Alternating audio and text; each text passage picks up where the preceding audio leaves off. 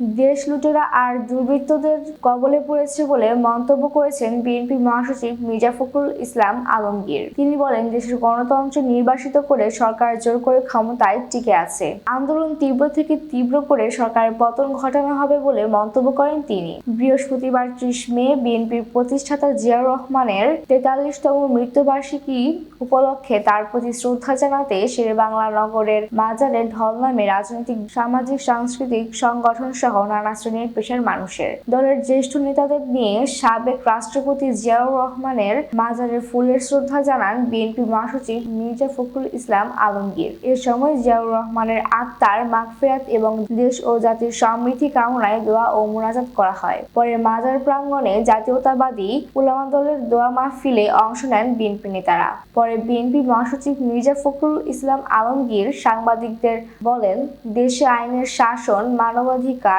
নেই, গণতন্ত্র হরণ করে মানুষের অধিকার কেড়ে নেওয়া হয়েছে। বিএনপি মহাসচিব বলেন, বাংলাদেশকে পরনির্ভরশীল করে ব্যর্থ রাষ্ট্রে পরিণত করতে চায় সরকার।